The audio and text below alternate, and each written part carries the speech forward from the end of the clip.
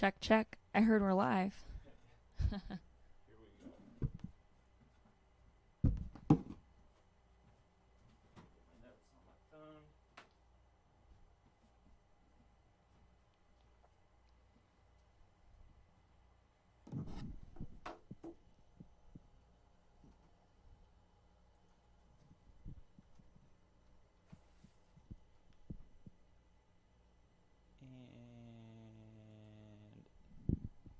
Hey, what's up? Welcome to the show. What are you doing? The show where I interview people in Pittsburgh or elsewhere. I'll probably interview non-Pittsburgh people eventually. I interview people who are doing stuff, and here today I'm with my friend Julie Mallis, artist, activist, educator, and DJ. Say hello, Julie, to the people. Hey, Twitch. You know, as our friend said, I'm Julie Mallis, and I'm really excited to be talking to you right now. I First heard a time lot on of Twitch? my first time on Twitch, and I've heard about some really cool stuff happening on Twitch recently. So, appreciate this. Well, we're about to look at some of your art. I think we were going to talk about your work first. You spent almost a decade, is that right? Almost a decade teaching kids bike safety in the city. It is. I've had the opportunity to spend over the past 9 years, 10 full summers, working with youth riding bikes. So in Pittsburgh, there's this really cool youth cycling program called Positive Spin, and it's geared towards middle schoolers and really youth of all ages and beyond. And we ride bikes and learn about safe riding practices through the city and how to get civically involved using some of the ideas you might pick up while commuting around the city, talking about transportation, talking about infrastructure, Nice. learning basic maintenance. So, shout out to Positive Spin and Bike Pittsburgh and the MGR Youth Empowerment. And through my work with those organizations, I've been able to spearhead that program, and hundreds and hundreds and over, I don't have the numbers in front of me, but a lot of people over time have rode bikes through the program, and it's really amazing to see the community that has grown from it. And maybe sometimes seeing a student I worked with like 5 years ago who I taught how to ride a bike for their first time out riding on the street, or stopping by and asking me about how to adjust their brakes. Nice. It's really special because living in Pittsburgh for 11 years now and working in a lot of area schools, I've gotten to meet so many awesome young people and some of their families, and I get to see them around town and see what they're up to, and it's really beautiful. And when kids, I don't need these sunglasses. when kids learn biking, you're giving them this tool to be self-sufficient, so much more self-sufficient in the city, because a lot of people don't have access to a car, or year after year it seems a lot of the public transportation routes get cut. People end up being pushed onto the fringes of the city, so that maybe those services aren't as available to them. That biking can be a super important way to fix that. Something cool to share in the city of Pittsburgh, there's a bike share program called Healthy Ride, and they have a partnership with our Port Authority bus system, and you can register your Connect card, which is your you can preload your Connect card, or it can become a bus pass. And if you connect it with Healthy Ride, the bike share, you can get unlimited 15-minute rides, which really helps people to complete some of those extra legs of their trip, and helps to alleviate some of the gaps in coverage that we have in the city, which our lot. Pittsburgh doesn't have, like a subway system. We do have the T, which has very limited service. It goes from the casino to the South Hills. That's all. Yeah. So yeah, I mean, there are some amazing bus routes, but there's certainly lacks in coverage. So any ways we can try to address that, I think is helpful because people need to get around. Yeah, and you're moving on from that program. Yeah. Currently, right? Yeah. Do you have the next thing lined up yet? Yeah. So I've started working for a local nonprofit that has a national base. It's called Repair the World, and it is a Jewish service nonprofit where we lead a fellowship program every year, and the fellows participate in service projects and work with different community partners throughout the year. A lot of the topics we focus on include education justice, food justice, and more nationally, there's been a focus on criminal justice. And I really appreciate that the work we do is very intersectional and is always with a consideration of understanding, like, Jewish identity. What does that mean in context with so many other factors at play with systemic racism, with anti-Semitism, with different, injustices which are common in the U.S. And this program provides leadership opportunities for young people and ways for the community at large to get more involved in what's happening around them and to, build connections and really be part of just making something better for somebody else, whether it's through contributing to a community garden, which then the food, goes to the local food bank, or, actually working on building homes through, one of the partnerships. It really just touches a variety of areas of need. And so I'm really excited about that type of work and the ability to work with a dynamic group of young people to get a lot of cool stuff done. And build it. So, I mean, it's very community building focused work, and that's really important. That's something that's super important to myself, and I think, to build bridges across people, and really just to support one another, to live in that world that we're looking for, where people actually care about each other and help out. Word. Let us move on to talk about your art. We have a couple examples of some stuff here, or do we?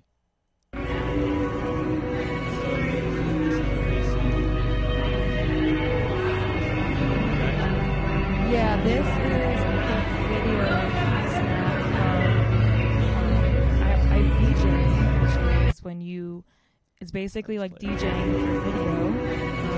You can mix and collage videos and animations and imagery in real time. It's one of my favorite things to do. I was DJing a Cosmic Sound event.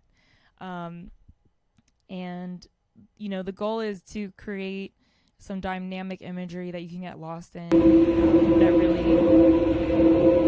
coincides with the music and the beat and the sound, the feeling, and the energy. So I do a lot of stuff that's audio reactive. The program I use, Resolute Arena 5, is the main program I use, and you can actually tap in the BPM, you can plug the aux cord directly into it. So there's a lot of ways that you can capture the sound into images. And for my work, every image you see, I've created originally. I create original content and animate it for the visuals rather than using like VHS tapes or stuff like that because I'm using a digital setup. I think there was one more. Where did it go? Let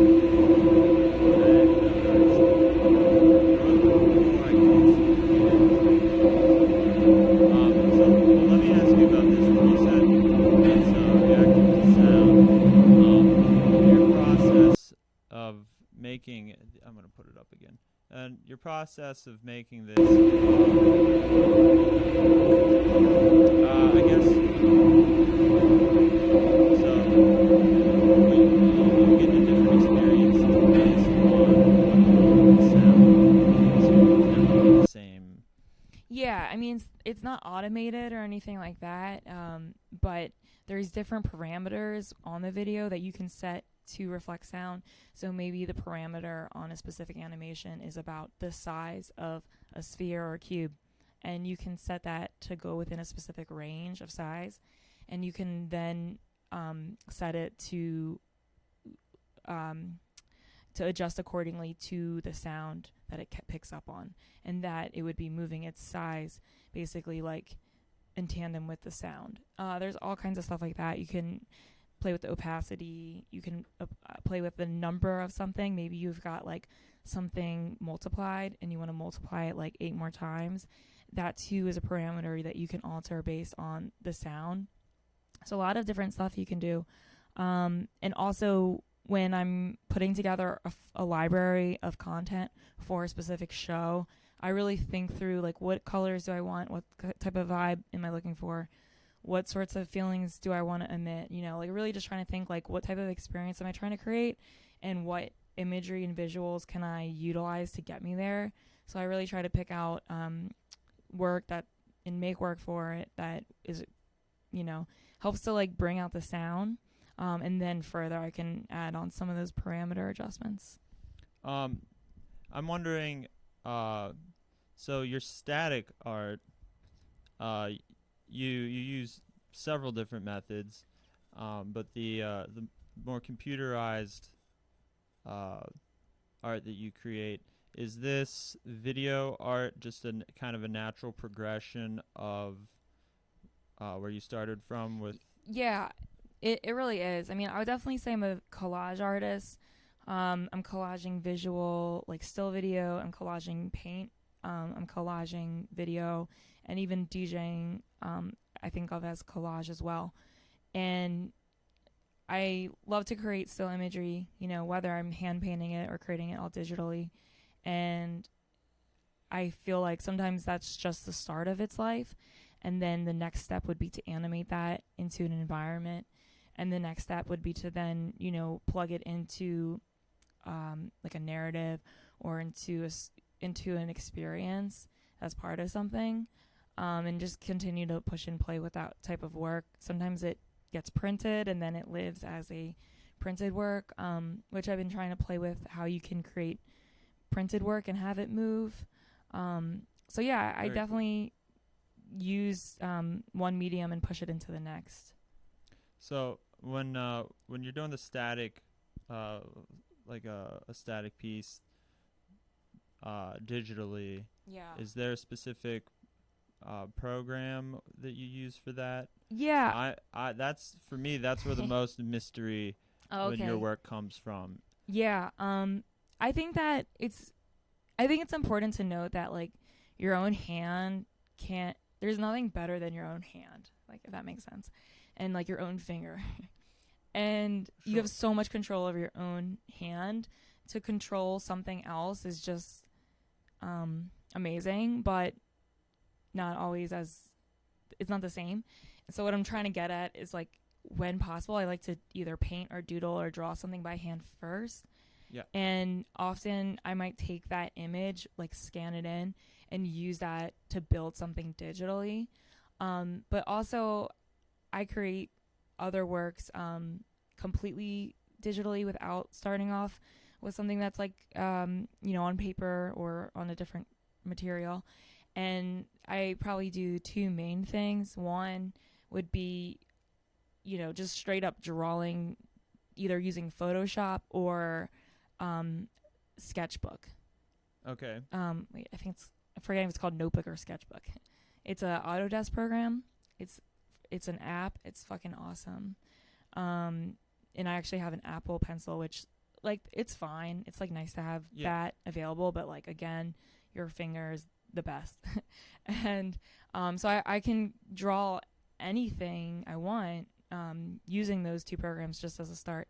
And then another program I use to to generate digital imagery is this other app. It's so cool. It's called Putty 3D. I think this app is like $3.99 and like $3.99, and the other app, Notebook or Sketchbook, is free. So I just like to put that out there. Like, these are pretty accessible forms, and I think that's important, to be able to create stuff in it that's open source or like low entry to barrier. And so Putty 3D is a 3D sculpting program, and they start you off with like a cube, a sphere, a plane, or something else, and you can determine the material you use, and then you get all these sculpting tools.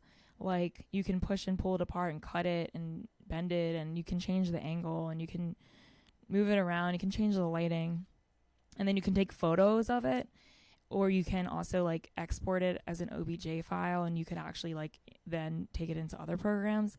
You can also print it, but it's so, like, if I was going to print one of my 3D sculptures like 1 by 1 inch, it would be like $100 or something. So it's like, am I really going to do that? Like, no, I'm not going to do that. No, you'd have to seize the means of production before you did something like that. Yeah, it's like, that's not, like, before I know it, it's going to cost way less too. So like, I'm good on that. Sure, yeah. And so, but I will take these photos, and then, you know, I love to crop in on images, on like sculptures I create that feel really humanoid. Like, it looks very gestural or looks suggestive of different body parts. And then to like layer that with a lot of the drawings. So then I'll like layer those images I create and just create a ton of layers, and I might just draw directly on it and try to blend it together so it looks very together, where you don't realize how many layers or how much went into it, because everything blends together pretty smoothly. That you've essentially farmed your other art to create more art. Yeah. Basically. Cool.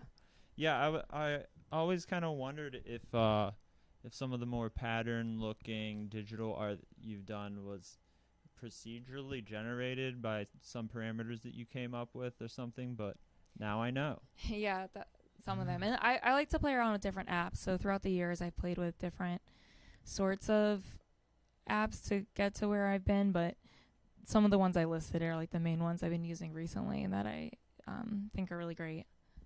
I was about to get into the Strawberry Way. Cool. But actually, before we get into public art, since we were talking about your video art and projections, let's look at this video. It's cool. Anquanique, Jasmine Bailey dancing, Anquanique on vocals, and then you have provided the projection.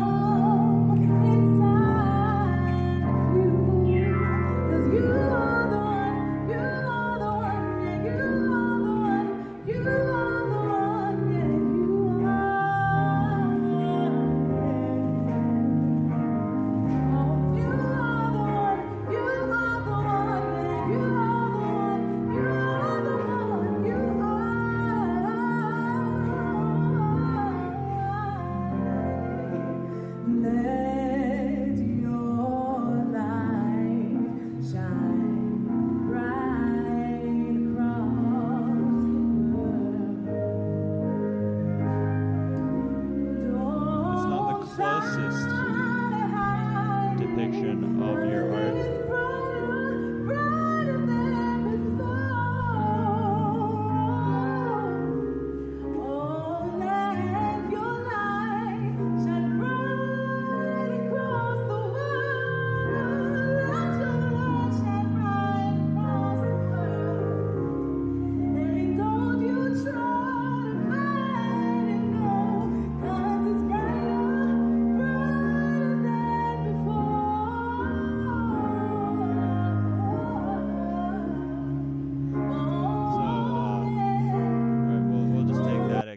There. So what you're doing there is trying to have sort of a convergent performance of dance, music, and visual art to sort of try to create an emergent experience for people. Yeah, exactly. I've been really lucky that for a lot of my creative practice, I've been able to create work alongside a super like multimedia group of people also creating work through my creative practice at Boom Concepts and through some of my creative collaborations like Magic Organs, which is a long time collaboration with DS Kinsel, who's another artist who makes incredible installation and painting and like contextual artwork. And then, being a part of the Groove Aesthetic, which is Anne Quinique, who you saw singing on vocals. That's her collective, and the Groove Aesthetic is comprised of people who play a variety of classical instruments and contemporary dancers, and then visuals, and we've got everything from keys, flute, drums, and live emceeing, like all kinds of media together. And I've been doing visuals for events like that for so long, and that particular event, shout out Boom Concepts and Chamber Music Pittsburgh for putting that collaboration together. It was called On the Inside an Immersive Jam. So that actually the seating was set in a spiral format where it was going in to out, and everyone was looking outside, and everyone was performing around them in a circle. And people were encouraged to get up in the middle and walk around. So that was super fun. I was actually controlling 2 different visuals at once at that show. I don't think the other ones were as easy to see, but they were behind Anne Quinique. And, I just had a lot of fun with that. And then Jasmine Bailey, a.k.a. Madame Trio, was the dancer dancing in front of the visuals. And something I've been trying to work on for the last few years has been live performance with the visuals. So instead of it just being some type of backdrop for music events or like a passive like afterthought, it's more of an intentional piece of a production. It's like just as important as any other element. So especially with Anne Quinique, we've been working together on, we put out a original work called A Love Supreme, of course, with John Coltrane in mind. And it is it's featuring a lot of original works. There's jazz, there's opera, there's different genres that Anne Quinique sings, and one of the goals is to highlight and uplift and share music composed by Black women, and there's just such incredible music in there, and Anne Quinique's been working on that for a long time, just talking about what's classic repertoire and why can't it change and have some better work in it that is also composed by Black women. And then my role has been to utilize the visuals to continue to uplift their work and to really bring it to life and create space for it. And, so Anne Quinique and I worked together to create this full theater production where we created basically like 4 mini worlds, and each world had their own visuals, and I was able to projection map on stage into specific sections, and I really love doing that work. And you can find snippets of it on YouTube if you search my name and search A Love Supreme or search for Anne Quinique Wingfield. And what was Anne Quinique's collective called again? The Groove Aesthetic. The Groove Aesthetic. Yeah, super awesome. And so by getting all these disparate artists together who have different strengths and focuses, you're able to really break the mold for what people expect when they come to see a live performance. Yeah, exactly. It's like there's no sticking to one medium. There's no sticking to one genre. It's like, another thing too with some of those performances, like especially the collaboration between Chamber Music Pittsburgh and Boom Concepts, is bringing classical music and hip hop music together in different forms, and like also bringing in everything from, mixing a live orchestral set with DJing, or bringing in dancers. There's always like a movement piece to it as well. So I was gonna wait till later to bring up your DJing, but it's sounding more to me that the DJing is tied in with the art aspect of your work a little bit more directly than I had previously thought. I know that you've done some performances with live performances with visual synths. Is that true? Or is that just a thing you toyed with a little bit? Yeah, I just did that like once or twice for fun. Yeah. There's this device that you can borrow from the Carnegie Library, Pittsburgh. It's the only visual device they have in their amazing 80 pieces of gear music library collection, which is and if someone is watching and is from Pittsburgh and doesn't know, Carnegie Library has like 10, 15 high-end synthesizers that you can just check out like in a book. yeah, and there's no fee. Like there's not like So a cool. deposit. It's amazing. And this program, I worked with my friend Rachel Rue Wagner, who's also a visual artist and VJ. And Rachel's also been getting more into music production, and recently came out with a cassette tape of like more ambient sounds.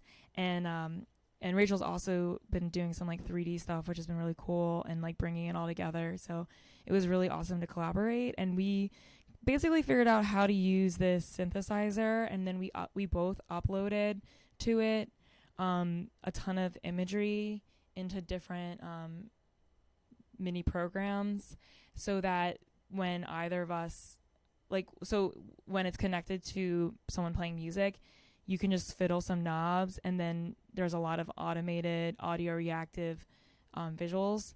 And for me, when I did something with it, I actually was DJing that time, and then I let the audience play with the device, kind of like a video game. We had like a big projector up, and it was through GFX, who hosts monthly workshops in partnership with the library to share a lot of this equipment. And so it was under their suggestion and encouragement that I actually did this.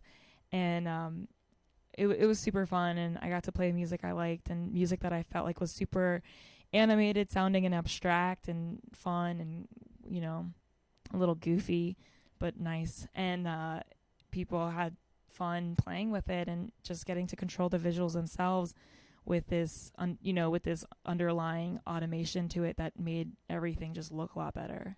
I don't think I knew that there was such a thing as a visual synthesizer before that, actually. And it makes total sense. Yeah. That there would be. But very cool.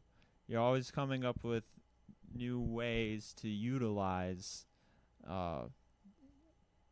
technology and performances, it seems. Let's now talk a little bit about public art. Okay. I would say, well, you over the past few years have done some public art and also advocated a little bit of activism in public art. First, maybe just talk about a little bit why you're so interested in public art. Okay. Yeah, I think public art is amazing. It's one of the most accessible forms of art that's like contemporary art that we have, that's not purely like advertising or something modeled for like the industry of Facebook and Instagram. I think public art is amazing because it interrupts public space. It interrupts development of different sorts. Like it interrupts grid forms and other sort of blocky structures that we're just attuned to in especially I'll speak to like the East Coast in the Midwest that I've seen. Everything becomes more and more dense. Yeah, it's grids. I think that providing something that's really thoughtful that breaks up space like that is amazing because it can become a community gathering spot. It forces people to think a little bit, so most of the time, because it's like, what is that? Why is that there? What's it about? Why do they put it there? Who is that? What's it for? Why is it this color? I don't know why they did that. Who funded that? there's a lot of questions it brings up, and it really gets people to start thinking and engaging in their environment, which is really important. And furthermore, we could talk for a while about like what role do museums and galleries play out today, but what we do know is that they're not super accessible. Some museums cost a lot of money today to actually even enter. Some have free days, which is cool, but they only have certain hours.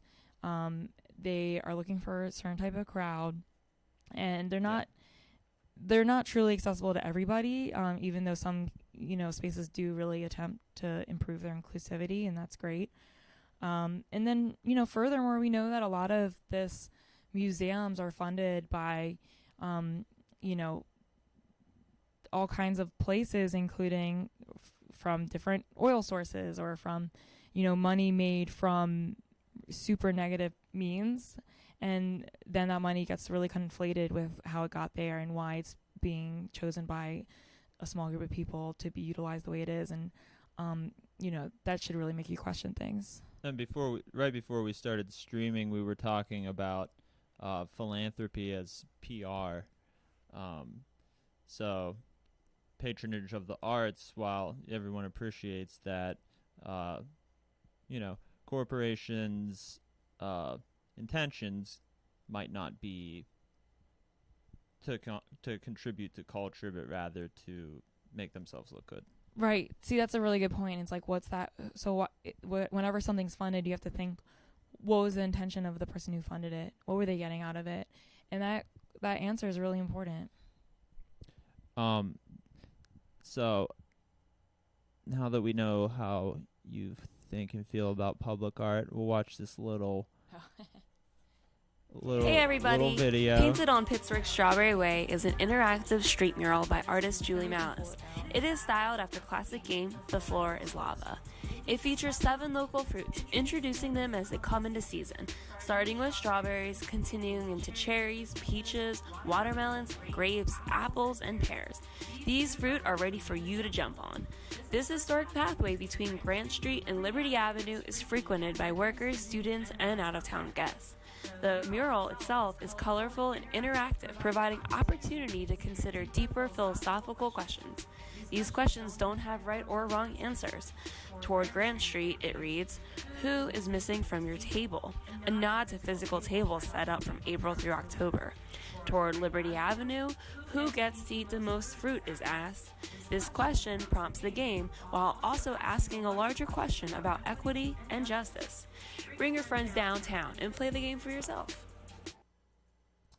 Very cool. That was a project that you got the opportunity to do. Was it 2 years ago now? It was exactly a year ago. I finished. Exactly a year ago. I was working on it this time last year. Oh, cool. Yeah.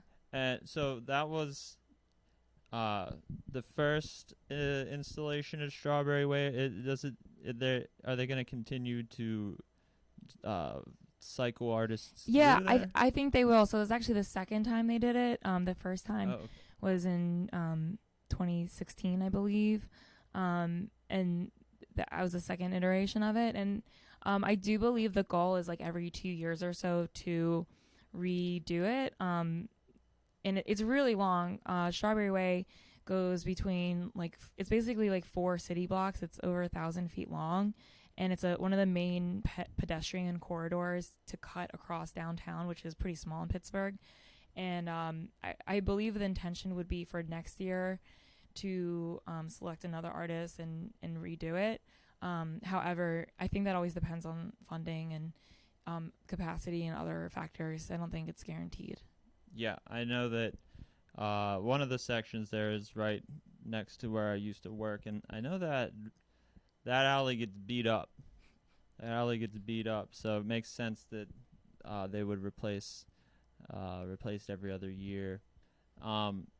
So for someone wondering, how do you get that gig? Maybe someone who's interested in getting into public art. Is there any advice that you would give?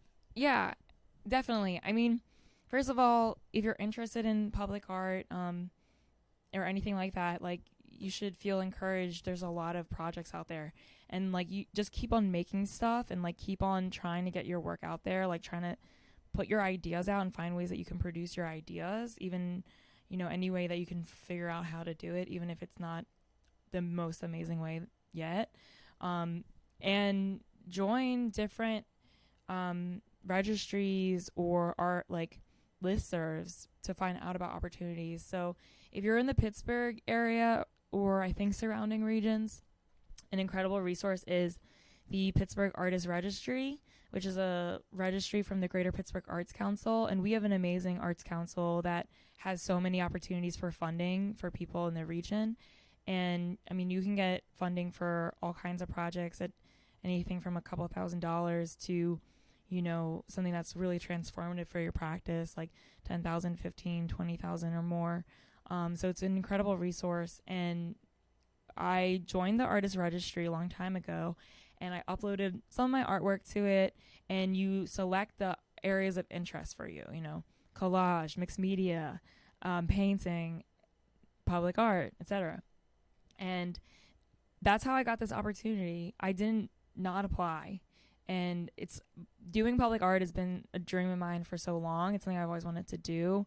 And I've done different public interventions, but not something like this that's so permanent.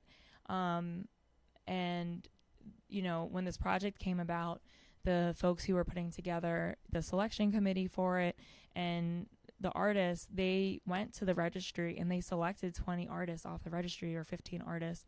And those are the ones they reached out to and asked if they would be interested in the project. And if so, they asked them to come in and interview. So I was one of those artists, and then I was, you know, I went through this pretty lengthy process to get to the point where I was able to do the project. And yeah, it was really awesome, and I was able to receive a lot of support for it. There's a lot of, I guess, data out there that shows public art can materially improve the lives of people in the communities where it's made. And an example I can think of is, I wish I could remember the country, but a rather poor country. It might have been in Venezuela, where it was a public project to beautify some really modest dwellings. You could call it a slum, and that the crime and other social problems over a period of time significantly decreased. Do you know anything about that aspect of public art, like the policy side, or is? Yeah, I mean, that's interesting. I wonder why it had the effect that some of that stuff would decrease. Like, was it because the public art was put in an area that was like gentrifying and it contributed to it, so it pushed people out, and therefore like it changed the statistics? Or is it because it really lit up the area and created like a better experience and way of life for people? You know, I think there's definitely like a lot of reasons, but there has been different, I guess, studies that say anything from like well-lit areas are less likely to have crime, or areas that, you know, there's a trash can, or areas where the grass is mowed. There's like different sort of ideas around keeping space and like what sort of makes something safer or like less likely to have crime occur there. So, you know, that's something worth considering. Yeah, I don't claim to be an expert in that. That's just something I have seen before.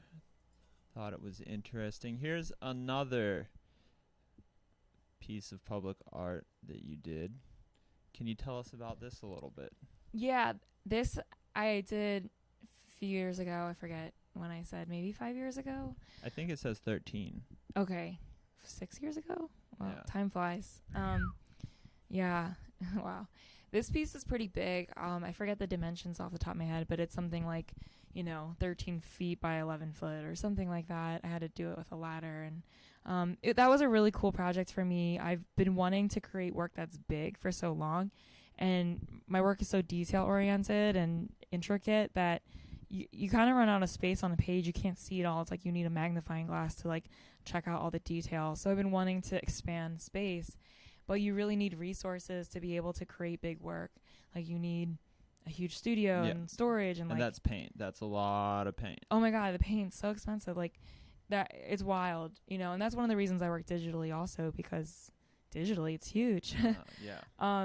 Until you print it. That expands your possibilities. You're able to go through some of those limitations. Yeah, and this one I did on a wall at Space Gallery, and that was so cool. And you really have the freedom to move around, move your arms, move your body, and I chose it's a downtown spot. Yeah, yep. Pittsburgh downtown, part of the Cultural Trust, and I love that palette. Like, I really love blues and greens, and there's a tiny bit of purple, tiny bit of red. There's little blasts of other colors in there, some blue. So yeah, I love to pick out a palette before I start a piece of work, and see how I feel about that. And I like to create things that feel environmental. It feels like somewhere you could go to, maybe. And I also like to create. What you would call this abstract? Yeah. An abstract. Yeah. Piece. I think it's abstract, or it's hard to say exactly all the time, what it is. Reminds me of a map view of a park. Oh, cool. Yeah, personally. Right. That's a really great interpretation. And something I like to do a lot is move away from rectangle shapes. You'll hear me talking about that in my work from here and there. But just because it's easy to print on a regular piece of paper and everything's so standard rectangle, it makes sense, it's simple, whatever. It's like, that doesn't mean art needs to be on rectangles all the time. I mean, I think we can do better than that. Yeah, oh God, another rectangle, right? It's like all these forms that are natural are not fucking perfect. So, whether in projection mapping, making this mural, the one that you just saw, or this piece, I'm really trying to get off of the standard dimensions, and why not? So you'll see the edges are totally off of that typical structure, even though they're still contained within space in a neat way. And that's something I really enjoy doing. I wanted to ask you about, and you don't have to really go too hard into this if you don't want to, but there was some public art recently that was commissioned to an artist, not from this city, right? And also it was an LGBT centered design, and the artist was not part of that community. Yeah. Correct? Yeah, I mean, that really, so recently in Pittsburgh, there was a local RFP that was put out, where there was city money available to create a mural at an intersection in one neighborhood of the area of our city that's considered by a small group of people to be like the kind of gay area, like the gay neighborhood, or like a gay street, which, I don't feel like everyone feels that way, but certain people, it means a lot to them over there, and that's worth noting. And so the mural was supposed to commemorate the 50th anniversary of the Stonewall riots and speak to that and serve as an emblem of pride and like presence of LGBTQ people in Pittsburgh. And the selection committee went with an artist from LA who does not identify within the community or have any connection to Pittsburgh. And the grant was for $20,000. I think most people would say that doesn't make that much sense. Yeah, and kind of ludicrous. And if you go on his Instagram, I'm not going to shout him out here. You can just look it up yourself. But if you go on his Instagram, he posted about it 3 times. And only on one post does he even use any hashtag remotely relevant to the topic. He wrote hashtag LGBT. All the other hashtags he uses are like cool, intersection, abstract, colors. And it's just like, this is this guy's job. And he just like scans listservs for opportunities and then saw this applied with his regular aesthetic and got it. And it was just fucking ludicrous. Like, can I curse on here? Oh, yeah. Okay. Just don't show feet. Shout out to not public radio, although I love public radio. Well, yeah. Yeah. So you see that, and you see it would not be hard. I think that is now, correct me if I'm wrong, but that's really the reason to be upset, is that it wouldn't be hard to have someone from Pittsburgh do that, and someone who identifies as part of the LGBTQ plus like community. I'm one of the people who applied, and I submitted an awesome application. I clearly am capable of doing the work, as you just saw in my previous work I've done literally on a Pittsburgh street. Yeah, it was the exact thing. Yeah, which had a smaller budget, and I completed over the course of like 16 10-hour days. So like I know how to do it. I know how to go through the process. I've done it. And I was successful. And aside from myself, there's another artist, Ginger Brooks Takahashi, who is an incredible artist that works with queer youth currently, who has been contributing to the field of theory and art around LGBTQ issues and identity for literally like 10 to 20 years, who just had a huge show on the West Coast, also relevant to the 50th anniversary of Stonewall. Ginger's work is incredible, and I saw Ginger's application. It was amazing. And between someone, you have a world-class artist like Ginger living in Pittsburgh, who actually is renowned, internationally for her work in LGBTQ, sort of like sphere and like in art in general. And So you're saying the excuses that the politicians were giving are just unfounded, completely unfounded.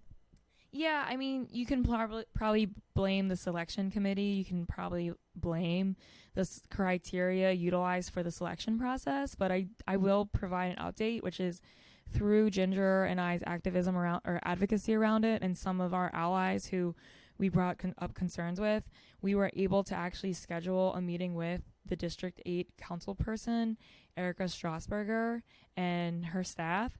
And because of which she actually did come out with a public apology, which is actually on video, where she admits that the process was bad and that they should have went with a different artist and that she was sorry. And, so it's really nice that she actually owned up to this problem and like into the fault. And I do appreciate that. You almost never see it. Yeah, right. It's like people have a hard time just acknowledging reality and then apologizing and moving on. And it's like we all make mistakes. But if you can't just acknowledge when someone tells you they're hurt or that you fucked up, like, and that they want you to do better, and you can't just, be held accountable, it's like, then you shouldn't be in a public office, or you shouldn't have power. Like, you need to think a little more and like read some more books and like listen to people before you try to open your mouth. But so yeah, props to Erica for actually, listening to people and caring and realizing that this was messed up and doing something about it. And something that's happened because of it is we are working towards changing the RFP system at the city level. And if someone doesn't know what RFP is. Oh, okay. I've been using that word a lot. So it's requests for proposals. It's like a common term used when grant or other project authoring bodies are looking for like an open call for people to submit. It's like to. a call for submissions. Yeah, okay. like you send in a proposal to do a project or to get funded for something. It's an RFP. And so we're going to change the process.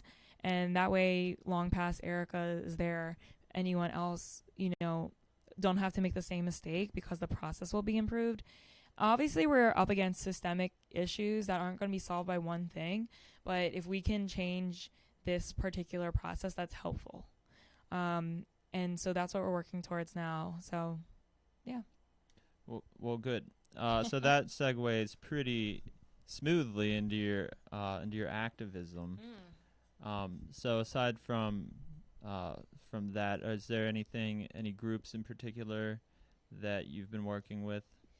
Yeah, I mean, I've been working with a bunch of different groups across the city, but I really want to talk about like the importance of youth and like youth voices and how young people really need to be listened to, and that they're going through something quite different than anybody before them has gone through. I absolutely value experience and the ideas and insight of, you know, elders in our community, and really all people. But I think it's extremely important that young people are listened to because they're really going through so many things directly, and everything that affects them, they have almost no control over whatsoever. They can't vote. They can't really buy their way through different situations. They are not allowed to work. They can't really drive until they're 16. Like, kids can't do shit for themselves because they're not really allowed to. But it doesn't mean that they're not aware of what's happening or that they're not being affected by it. They're not important. Yeah, because they're not working, they're not valuable, or, you know, a lot of kids are really smart, you know, and need to be listened to. And if we can really focus on that, that's really helpful. But yeah, I've been organizing with a lot of different groups across the city for a long time, and I'm really excited to see different coalitions being built, and I'm excited to see people work together. And there's so many varying ideas and political ideology, which is cool and important, and it's really good when we can have like different challenging conversations, and when groups can really come together up against a common cause. Yeah, it's good to see when it happens. So yeah, we did just about an hour here. In the interest of keeping it not too long, unless there's anything else you'd like to talk about, I think we covered some good ground here. All right. I don't know if this normally happens on What Are You Doing, but I do want to ask Mike about urns because it's a really big deal. I know a little bit about it, but like there's a record release this Friday at Howlers. Why there is. Which means actually a physical, tangible record. Like, you know, you can purchase it, which you should. But thanks. Mike, if you can describe the type of sound that urns creates, your project, what would you say it sounds like? Okay. Now I am always pretty hesitant to like really put that much of a label because it feels like it creates borders that weren't there before. So to me though, when I started the thing, I thought I wanted to be like really, really heavy, but also and use some of the musical tropes that I'm familiar with. I grew up listening to like harder rock and into some of the more extreme metal. And I like a lot of those tropes that some of the more extreme bands use, but they're not accessible, you know. But as many of them have just a flatly masculine energy, and that's like the audience. But I wanted to take some of those things that I like from those types of music and make it enjoyable. Because, you know, some of the more harsh music out there, while I like it, it takes an educated ear to get anything out of it, and I kind of want to make it easier for people to enjoy what some people might see a more extreme style of music. But I mean, the focus is on layered guitars, harmony vocals, harmony guitars, and keep it subverting the listener's expectations. So just rewarding the listener for listening close by just throwing in a curveball here and there. Well, thanks for asking about my band. And yes, we're playing Friday. And what's the name of the record? It's self-titled, so it's just Earns. Self-titled. It's been like 5 years in the making. Yo, It's not going to be 5 years until the next one, trust me. Yeah, and I've been seeing Mike work on this for a long time, so it's really exciting for me to be able to like watch this blossom and like go check out your show and listen to your record. So really fucking cool. Well, I am flattered completely. My last question for you, I think we still have like a minute or two. If you live in Pittsburgh or beyond, like where can you pick out the record? Okay. Yeah. Well, it's gonna be. I just launched earnspgh.com. You got to put the 3 W's in. www.earnspgh.com. Words. So people can buy online. I'm gonna if there are vinyl left over after the show, who knows? We could sell out. True. There's not that many of them. I'll be bringing some down to Cruel Noise in Polish Hill, the Government Center on East Ohio Street in the north side, and am I missing one? I think just those two. And of course, any Earns show. So we're playing in September as well. We'll have our full suite of merch available: enamel pins, shirts, CDs, vinyl. Thanks for asking, Julie. Yeah, hell yeah. All right, well, shout out to all you. Thanks for tuning in. Yeah, thanks. And thanks, Julie, once again. Hell yeah. And this has been What Are You Doing? Tune in next time where I'm not sure who I'm interviewing yet, but there's going to be another one. It'll be great. Bye.